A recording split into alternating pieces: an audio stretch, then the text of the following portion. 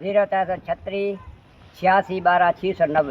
अस्सलाम वालेकुम गाइस, क्या हाल है? ठीक ठाक। आज हम बना रहे हैं बकरी के गोश्त का सालन और साथ में छोले वाले चावल जो देग में तैयार किए जाएंगे।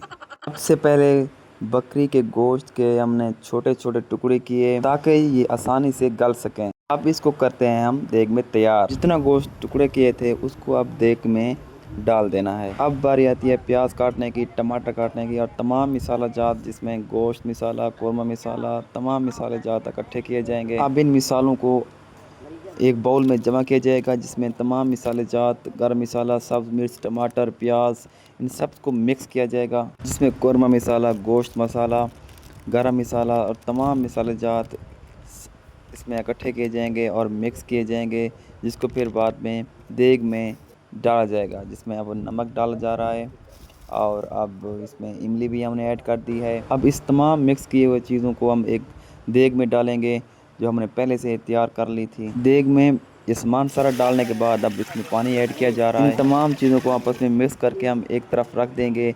अब सामान तैयार करते हैं हम चावलों के लिए, जिसमें गरम मसाला हो गया, चना नमक हो गया और इसके अलावा टमाटर, प्याज सब। अब इसमें डाले जाएंगे खट्टे मसाले, जिसमें कौरमा मसाला हो गया, बिरयानी मसाला हो गया और ये सब चीज़ें जो नेशनल की डब्बा पैक मिलती हैं वो इसमें डाली जा रही हैं। अब ये देखें, ये कौरमा बिरयानी मसाला डाला जा रहा है। इस सब तमाम चीज़ों में मिक्स किया जाएगा इसको। अब गोश्त मसाला डाला जा रहा है। अब इसमें तमाम मसाले जात हम इकट्ठे कर रहे हैं। इसको मिक्स करना है। मिक्स करके इसको चावल में डालना है।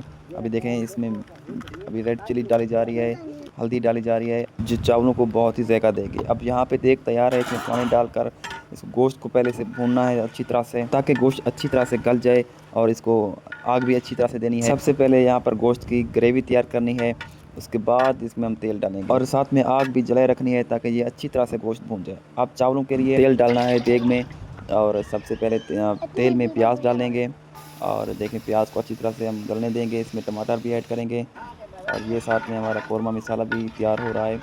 और इसमें देखें किस तरह से अभी इसको आग जलाए रखनी है ताकि ये अपनी जो गोश्त है ये अच्छी तरह से गल सके।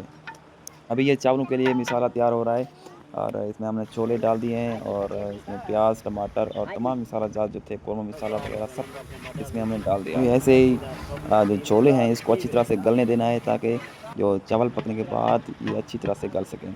अभी इसमें हमने पानी भी ऐड कर दिया है इसमें चावलों के लिए और चावल अभी पानी इसको खुश किया जा रहा है, इसको बाहर निकाला जा रहा है चावलों को। और इसमें अभी चावल हम ऐड करेंगे।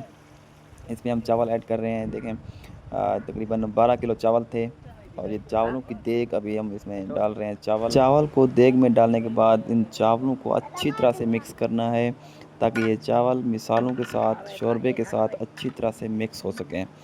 अभी देखें, इसको अच्छी तरह से मिक्स करना है। तकरीबन 10 मिनट के बाद इसको दोबारा चेक करना है और इसका जो पानी है चावलों का ये तकरीबन खुश्क हो चुका होगा। और दूसरी तरफ देखें, अभी देग जो है कौरमा की वो तैयार है। इसमें हम अभी दही ऐड करेंगे जो कि तकरीबन 2 किलो दही थी। दही इसमें हम ऐड करेंगे। दही को ऐड करने के बाद दही को अच्छी तरह से कौरमे में मिक्स करेंगे जो कि अच्छा जायका देती है कौरमा मसाला में। और जो सालन है वो बहुत ही अच्छा बनता है अगर उसमें दही और ख़ासकर अगर दूध भी डालें। अब इसमें हम चावल जो है उसको पानी खुश्क हो चुका है, इसको अब हम ये अब खाने के लिए बिल्कुल तैयार है। मिलते हैं अगली वीडियो में, तब तक अल्लाह हाफ़िज़।